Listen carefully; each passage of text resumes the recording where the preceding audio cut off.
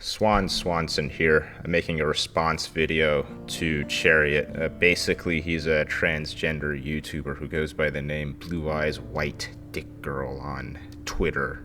He's a progressive gaming YouTuber. I most remember him about his video which he made on Moxie.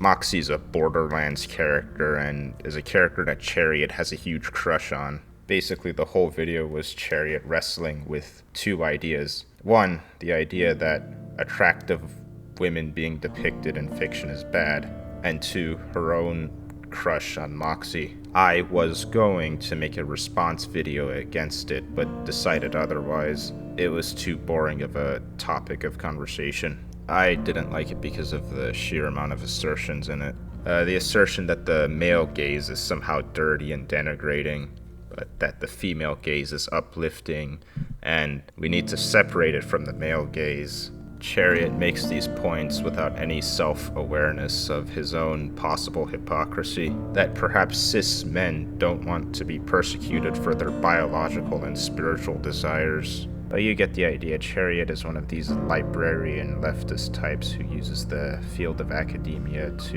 knowingly or unknowingly promote falsehoods. Though I will say Chariot is probably a true believer in this. Let us commence on the actual response video. Modern gaming is dead, in quotations. You've heard it all before. Modern gaming has no soul. These days, games are produced for profit with any sense of artistic merit being lost in heaps of AAA titles that are created by companies obsessed with existing IPs or intellectual properties. Corporations are afraid to take risks. Or do they have an agenda? Are they putting ideology above profits, content to lose money for the sake of activism? Well, if you're wondering about profits, there's the fact that BlackRock funds games which promotes their ideas. The ideas being liberal progressivism. Is it all a conspiracy to undermine the West? It's a conspiracy to undermine everyone. Either way, things used to be better. Gaming used to be better. Well, maybe not. Half those arguments are mutually incompatible. Half of them are observations on affordability, and the other half are unevidenced conspiracy theories relating the quality of the work to other traits.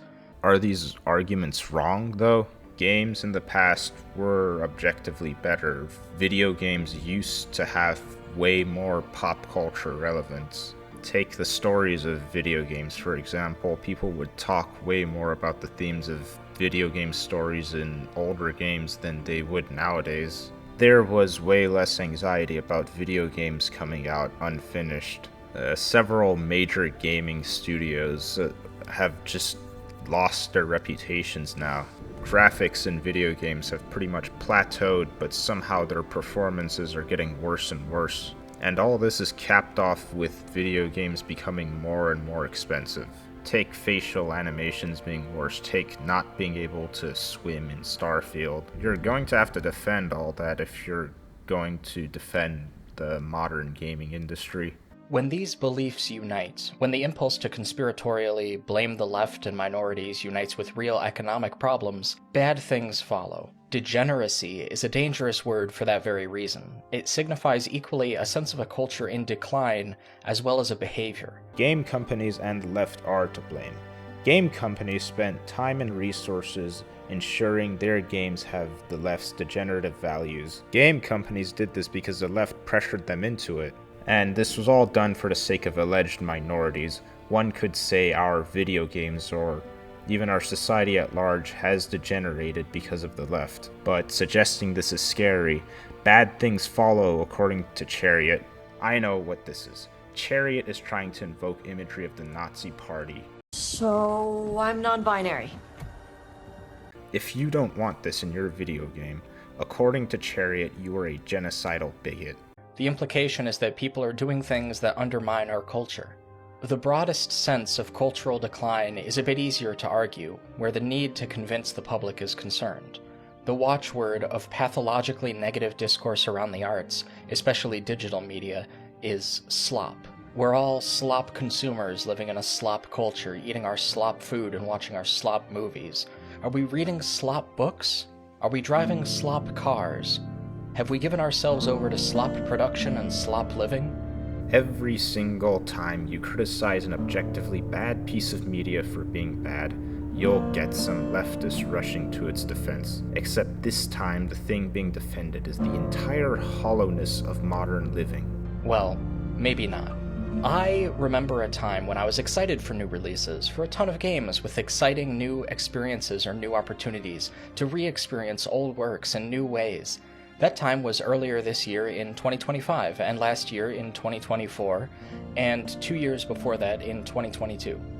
The games that came out in those years are some of the ones that have impacted me the most in my life. Which games exactly?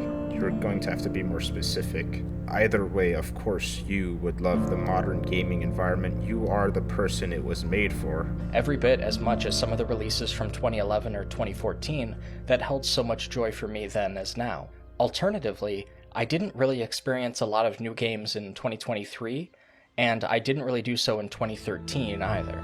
I was content with what I had, but when I do have new and negative experiences with games, it takes me back to all the times I got a new game as a kid, and it had entire sections that were so broken as to be unplayable, or game-breaking glitches that meant starting from scratch every time. I don't love the limitations of the Xbox Series S, but I didn't love the red ring of death either, so you'll forgive me if I don't get lost in nostalgia. Firstly, the red ring of death was an utter embarrassment, and Microsoft had to recall a lot of Xboxes because of it. And at the time, people didn't accept it. There weren't swaths of people making excuses for Microsoft. Secondly, some games in the past being bad doesn't excuse how things are nowadays. See, the flip-flopping of a lot of those earlier arguments relies on one fundamental conceit, the conflation of profit with quality. Ironically, this way of thinking presents, at least to my eyes, like an outgrowth of the belief that the cream of culture rises to the top of the market. The better your art, the more money you'll make, right? Wrong, unfortunately. We can tell this is a faulty observation through logic alone. We have no reason to believe market success is indicative of merit without evidence, and the typical evidence given is either that if people like a piece of media, they'll pay for it, or that we know the most financially successful works are the works of the highest quality, because if the work is that good, it will succeed. Usually you hear these arguments side by side, but sometimes not. The first of those two arguments, that if it's good, it will make money, is a conflation of popularity with quality. If you believe this, you must necessarily follow that argument to its implied conclusion, that mainstream media with the greatest degree of popularity is the best media. You can't go around decrying Marvel slop if you believe this. The largest corporations are the ones with the greatest reach, after all. Then the unfairness becomes clear. Profit does not directly correlate with the quality of your art. Good quality media which is unable to net money for its creator exists. And there are many reasons in why it doesn't make money. Marketing, for instance. Marketing costs a lot of money. And not marketing can hurt the profits of the media, especially if it's a novel or video game. Nobody will know it's good unless they take their time with it. And with the age of social media, if you don't appease the algorithm, hardly anyone will see your work. Another issue could be limits on resources such as manpower. This can really hurt if you're trying to make a video game or a movie, which really needs a lot of manpower in order to compete. There's a lot of good media which doesn't make a lot of money, and there are a lot of people which could make good media, but they just don't have the resources to do so. The issue with Chariots' argument that profit does not equal quality is that these are multi-million-dollar studios which have the money and manpower to make good games. And they have done so in the past. The issue is that they don't do it presently. Any game modern major studios make come out buggy as hell with completely uninteresting stories, atrocious art directions, worse graphical quality despite needing current year hardware to run it. These studios, they have money, but all that money is dedicated to making games for homosexuals. Chariot is right on this point, but wrong in his whole argument. BlackRock literally pays video game studios to make shitty games. These games are shit. Everyone knows they're shit except for homosexuals. And video games are worse because of this. The argument of quality does not equal profit does not disprove that. In fact, it proves it even more. People will start to notice the problem when they see someone being given something that they don't have. What they don't always see is that this distinction also exists in their own eye. Cultural bias can just as easily create an uneven playing field as if people were starting from different financial positions. Remember, we're talking about... The statement about being given something you don't have shows a lot of self-awareness. Chariot knows that institutions, including video game companies, were infiltrated by leftists, and they are being given something they don't have because leftists don't create anything. Instead, they just manipulate the environment around them. And with creative works, they rarely create any original IPs, instead taking the helm of franchises. Purely for the sake of argument, let's concede the point that culturally, it's in my favor. What good does that do if the entire government and pretty much every corporation is working against that? Public opinion really doesn't matter in politics, and none of what you've just said proves that video games aren't worsening. Quality here. How do you know you're not the one who's misled by your own ability to see what's good?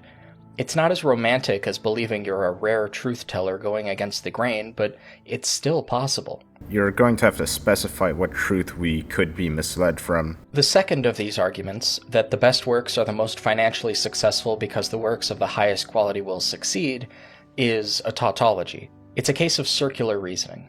The question, how do you know, isn't being answered here. We're just affirming the belief. Statements like this are mantras, useful as self-soothing but not insightful as commentary. The problem with the fallacy is that it doesn't necessarily lead you to the truth, even if the conclusion of the argument is true. Profits does not equal quality. That's a fact. My question is, why aren't you trying to address better arguments? Why do you think profits equals quality is a cornerstone in the Gamergate movement? To embrace this way of thinking is to reject any attachment to the truth itself. In context, we're making the truth a thing that exists to make us feel good. What happens when we embrace goalpost shifts and circular reasoning in our beliefs? What happens when we buy into these arguments?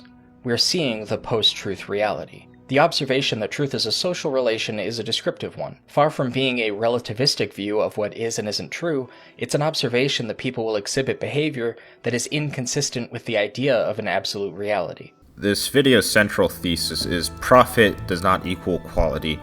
Obviously what Chariot says is more than that, since the profits Chariot was talking about are the profits coming from the people buying these games, not third parties paying for these games to be made. Popularity does not equal quality is the actual argument of this video. Obviously, there are a lot of low-quality, popular products, but these are game companies with time, money, and resources and manpower, and their games are less popular than ever. If I gave some studio $50 million to make a movie, and they simply couldn't, that's on them for being bad at their job, and it's not the audience's fault for not watching the movie. Chariot made the argument stating that there may be some sort of cultural disadvantage harming the popular success these games might have. But these games literally receive government and corporate funding. They are not at a disadvantage, and any argument about bias is irrelevant. The stakes of this situation are that we lose our ability to connect with one another. In order to truly evaluate how to approach that situation, however, we first need to be able to see the real, actual problems here. When we see the rising price of games, for example, there's no mystery there. Prices generally rise over time without outside interference because the stable profits businesses can extract from their products aren't actually stable. The need to extract more and more from their consumers, from the environment, from everywhere, is a function of the need to stay profitable and competitive. The further downstream result is that businesses have real incentives to do less for more. Where the market is God, greed is good, and if that's all true, isn't it a severe mistake to conflate profitability with quality? Greed runs deep in our society, and I hate what corporations are doing. But it's very clear this is deflection. Whenever you acknowledge a social problem, you'll have leftists blame capitalism rather than whatever's causing the social problem. People feel less and less like they have a community. Capitalism. The car industry is making cities less walkable. Falling birth rates, it's capitalism's fault. The dating crisis, it's capitalism's fault. If leftists were to ever acknowledge these issues, they will blame capitalism. A lot of the time, leftists won't acknowledge these as issues and may only pretend to care and prattle off about capitalism when they realize that they're beginning to look bad. You could almost see the barest thread of the argument that people who talk like that embody a worldview that is fundamentally incompatible with the arts. In fact, I've made that argument. So compatibility with the arts is just mindlessly liking whatever's thrown your way, and there's no onus on studios to make good quality media. And if you don't like the garbage they put out, well, you're just incompatible with the arts. It seems like we're trying to have our cake and eat it too. There's a fundamental perverse economic incentive at play here, but if we can't object to the conditions that give rise to those behaviors, if we can't act against them, then we can't move forward with addressing the problem. This makes attacking those types of criticisms while also bemoaning the conditions created by the problems they attempt to address fundamentally hypocritical. Addressing the problem. Capitalism, I'm guessing. To my listeners, I want you to ask yourself this. In your lifetime, what victories has the left made on any economic front? Was the minimum wage increased? Have we gotten universal health care? Are cashiers allowed to sit down? None of these things have happened. We have mass immigration driving down the bargain power for the average laborer. Homosexuality is being taught in schools, and it's easier for transsexuals to get their surgeries. Certain people hate the symptom and love the disease. They hate the effect and love the cause. Stances like this are the result of ideology because they're predicated on inviolate priors, or other more foundational beliefs that we aren't willing to give up. Which beliefs are incompatible? Be specific. This isn't inherently objectionable. Everybody has a belief they wouldn't want to give up. But when we begin to embrace these kinds of contradictions in our worldviews, we're giving up a reason. The people who proactively advocate in this way are undermining our social landscape. What social landscape? How are we undermining it? The word for beliefs like this is rationalizations. A true rationalization occurs when, despite the evidence, we reverse engineer a belief about ourselves or the world that exists to flatter our feelings. Assertions after assertions. Chariot, what are we trying to rationalize? I'm just going to make a guess and build your case for you. You mentioned capitalism and how that's ruining games. Gamergate, the ones you're arguing against, are right-wing, and the right wing is typically associated with capitalism. And you can't be capitalist and be opposed to the modern gaming environment. If you are, that's a contradiction. This is likely the point Chariot is trying to make. If you were to look at the Gamergate movement, yes, some of them were libertarian or classical liberal, but a lot of them called themselves centrist. And you could probably find ones that are more economically left-wing. This video Chariot uploaded was on August 1st, 2025, and as of that point, the free market movement was pretty much irrelevant. I barely know of anyone who makes their ideology about free market capitalism. Hell, a huge chunk of the modern right have grown to hate corporations. If you're wondering about my stance specifically, I've never liked corporations or advocated for them. Either way, it's very clear that Chariot's issue with the Gamergate movement goes deeper than this one contradiction, and it goes deeper than the idea that profit equals quality. Students of psychology are probably familiar with the origin of the phrase sour grapes. The fable goes that there's this fox wandering through the forest and he sees some grapes. He thinks about how sweet the grapes might be, and so he reaches up to try to get a mouthful. His problem? Foxes are not extremely tall animals, and these grapes, they're a bit too high for him to reach them. Convinced now that he won't be able to reach the grapes, the fox keeps walking. He feels put out because now he doesn't have any grapes, and he really wanted those grapes. A few feelings flash through his mind. It would be convenient if he didn't want those grapes, because then he wouldn't feel bad. It would be convenient if the grapes were sour, because then he wouldn't want them. So the fox decides that the grapes were sour, and he didn't want them after all. There are other examples of sour grapes rationalizations. And then the fox went on to live his life. Assertions after assertions after assertions. Chariot, what rationalizations are we making? In literature, we have the character Gollum in J.R.R. Tolkien's The Lord of the Rings trilogy. Gollum, real name Smeagol, has this cousin Deagol. Smeagol and Deagol are out fishing, and Deagol finds this beautiful ring. He wasn't the thief, it was Deagol who was the real thief. Smeagol was just defending what was his. He was justified. It was all Deagol's fault. Just like that, someone comes to believe something that is either totally unevidenced or even the opposite of the truth because it's what flatters them. I skipped over that whole story. You can go watch the video for yourself, but believe me, this has no connection to the central point, and I'm starting to wonder if this video even has a point. Am I the president and I want to be popular, but I'm being told my public approval is down in the polls? No, it isn't. People love me. I want them to love me, and I know they love me, so my numbers can't be down.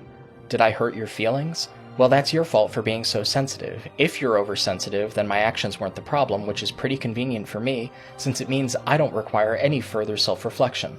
In fact, all these types of beliefs seem predicated on convenience. Good lord. So many of these leftists cannot think about politics without centering Trump. I don't like him myself, but it's insane how much he populates the minds of leftists. You can bring up any issue and they'll somehow connect it to Trump. During the war in Gaza, before Trump was in office, you'd have people defending the Democrats with the excuse of, imagine how much worse it would be if Trump was in office. Imagine that. Trump, Trump, Trump, Trump. I am tired of hearing about this man. It's characteristic of us to be driven by emotion. We can think fast, but we feel faster, and our ability to retain information has a strong relationship to our emotional state. Our ability to reason comes after our willingness to feel, but that's also the point. Logic can function as a check on our emotions. To the best of our ability, it can discipline what we feel to what we can demonstrate. Doing so is worth the effort it takes to check ourselves, to self-reflect, difficult though it may be. The idea that the Gamergate movement is driven purely by emotion is false. This entire situation happened because feminists, your people, accused video games of being harmful to women. They weren't. This was just an emotional reaction on the part of feminists, and now video games have been ruined since then. Despite this, I think there's a real reason to believe we can't just tell people gaming is fine. True, it's wrong to catastrophize about the situation, which a lot of people do. Catastrophize? Seriously? Do people catastrophize when somebody uses your correct pronouns? There's a lot of great games being made everywhere, especially if we expand our horizons beyond AAA productions. Indie games are a complete toss-up, and you do realize that if AAA studios, the ones with a lot of manpower, if they're worse at making games, that means there's less good games overall. And the thing with a lot of indie games is that, yeah, there may be some that are good, but a lot of people might not like it. It might not be for you. That's fine, but it's harder to find a game that you'd like among indie games. But people have a sense that something is wrong, and that they feel that way is a real issue. Just telling them to feel something else probably doesn't help. Because the issue is real. If it wasn't real, well, an irrational person would just go over and freak out about something else. This is precisely because of what we were able to observe earlier, that there's a systemic function of capitalist economics that manifests in the market forces we see in the games industry and create these undesirable outcomes. Undesirable outcomes. So there is something bad happening with the gaming industry. You've just admitted it yourself, and we're not just imagining it. One fact does not drive out the other. Many of the arguments about gaming are histrionic and based on faulty rationalizations of ideological positions that refuse to admit the problem, and yet there is still a problem. Talk about projection. The left is notorious for not admitting problems. Hell, you haven't even clearly stated your issues beyond vague assertions of catastrophizing, rationalizations, and refuting the profit does not equate to quality point. None of these directly address the central issue, that being gaming isn't dying. Modern gaming isn't dead, but that phrase, modern gaming is dead, is loaded with a lot of contextual meaning. The phrase is gaming is dying, not modern gaming is dead. Gaming is dying. Obviously, as long as humans exist and has access to computer tech, gaming will be a thing. But the idea of looking forward to new big releases, the new great game being around the corner, that won't be a thing, and less people will be playing video games. This is what we mean by gaming is dying. A huge chunk of my formative years in gaming was defined by looking forward to new releases, and all of them have been bad except for Dishonored 2, and I suppose Cyberpunk 2077. I suspect that we will look at the 2000s and 2010s as a sort of golden era for AAA releases, at least. But for some reason, even smaller studios seem to be more impressive in the 2010s. But if you were to look at the data, most people play games which are more than 6 years old. If you were to just look at the raw facts, people are not fans of newer releases. Making a video game is hard for just one person, so larger studios have a greater share in the good games made. If they're worse at making games, then there will be less good games out overall. What do we mean by modern? This is often a dog whistle in the same way that we observe degeneracy as a dog whistle. What do we mean by gaming? Well, dog whistle? If you use the term degenerate, people will already know your beliefs.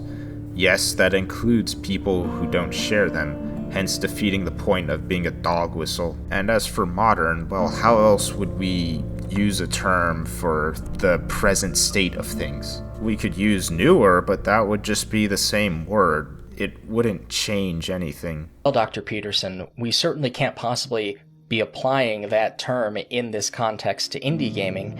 Jordan Peterson has nothing to do with the Gamergate movement. And even in the context of AA game studios, it's a bit tenuous. What do we mean by dead? You hear a lot of other words in its place, like failing or just plain awful and bad.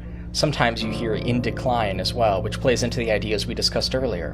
What is with this lawyery argument? You know what we mean when we say gaming is dying. Contemporary games released in recent years, are by and large doing just fine.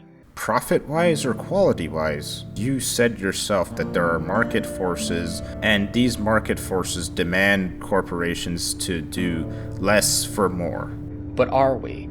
Are we just fine? Do we feel fine? It's not just that games are more expensive, you know.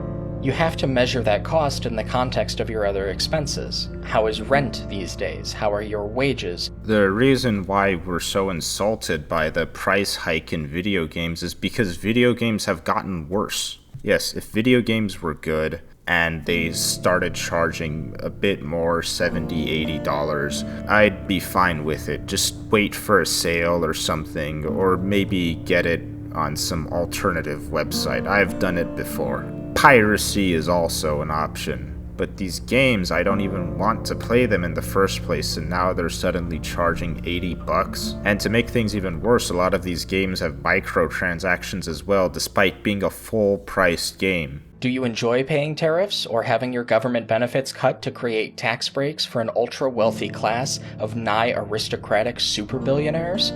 It's going to keep happening, you know. The incentives are the same. The ultra-wealthy are going to want to pay less and less in taxes. Businesses are going to want to make more and more profit. Chariot, do you honestly think this issue's just because games have increased in price? And you're going to pay more and more while your employer wants to pay you less and less. Maybe you'll be one of a few upwardly mobile individuals, but you do not exist in a cultural landscape of your own making, so around you things will get worse as long as these incentives persist over a long enough time period. It's not necessarily apocalyptic, neither redounding to a great romantic collapse nor ending in a blinding flash of light. The culture fails not with a bang but with a whimper. Death is so sudden, so final. It's more like we're on life support. I can't tell you what to do. I'm not the Oracle of Delphi, but any way forward that ignores the character of the problem is going to require you to leave the truth behind. Modern gaming isn't dead. In many ways, it's thriving. But you're going to have to explain how market forces make everything else worse and worse, increasing the price of rent. You get paid less, but market forces won't affect the gaming hobby. This is precisely because of what we were able to observe earlier, that there's a systemic function of capitalist economics that manifests in the market forces we see in the games industry and create these undesirable outcomes. You've even admitted it yourself. It's either one or the other. We have to do what's best for ourselves and what we love. We have to protect our fragile environment and our vulnerable freedoms. We can't just play on while the ship sinks. And we can't accept an easy lie because it flatters us more than a difficult truth. That's the final issue I have for you. Will you reject that something has to be done that actually addresses the underlying issues, or will you retreat into the comfort of the unevidenced assumption that there's nothing we can do and prefer the lie that there's nothing better on the horizon. A belief taken up for convenience without a shred of evidence is still a lie coming from someone who doesn't know. We have to admit that we don't know. We have to learn. Stop, listen, and check out what's going down.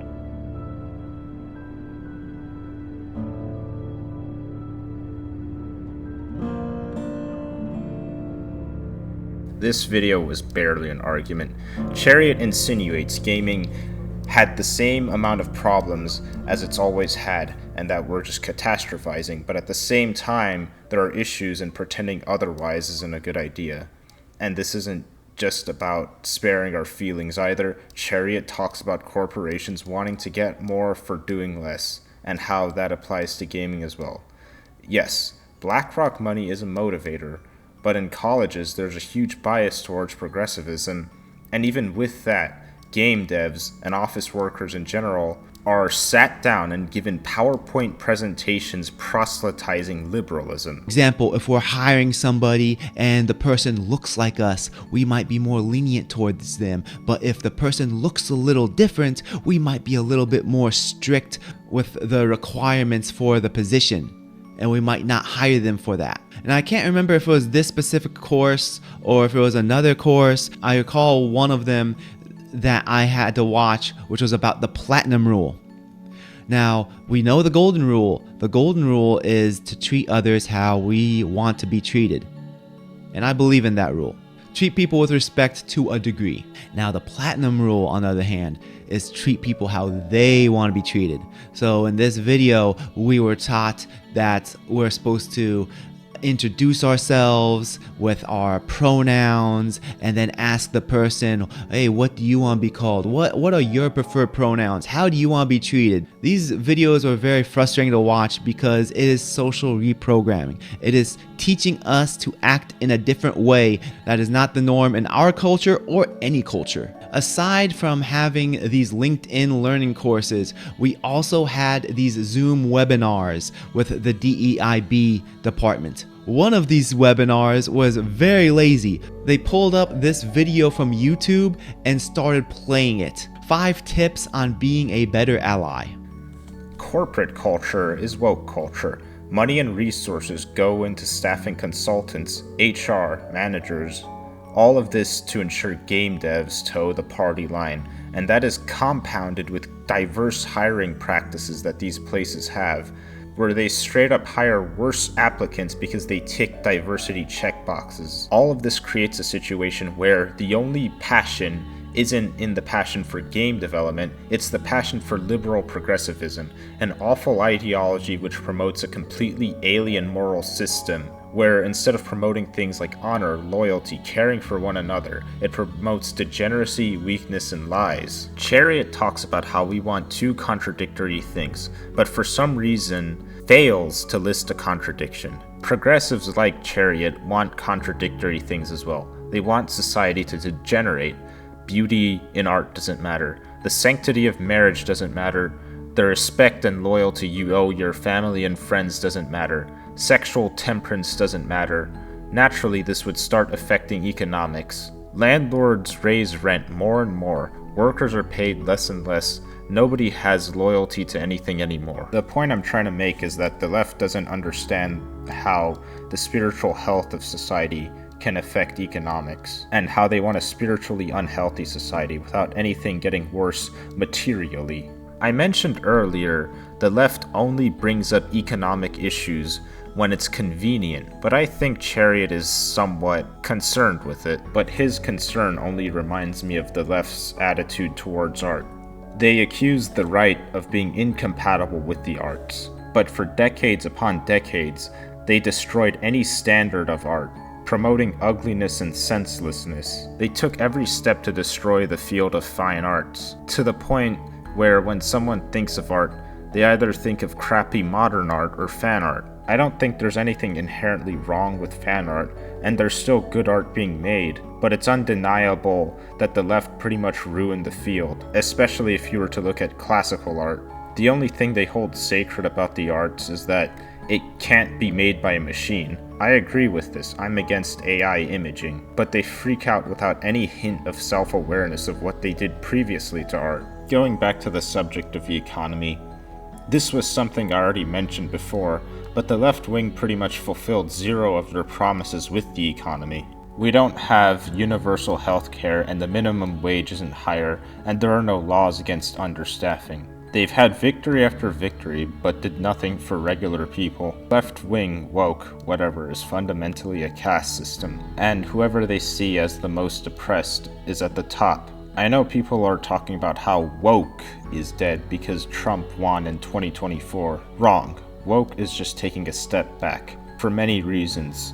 The war in Gaza, liberals not wanting to get cancelled, Musk buying Twitter, doesn't really matter. Woke is still here, and woke is going to be even worse as the years go on. If you're a progressive watching this video, I want you to understand how utterly alien your ideology is compared to any idea of normal human decency, and how alien it is to the actual problems people face. Poverty, sickness, war. Take someone in Pakistan, for instance.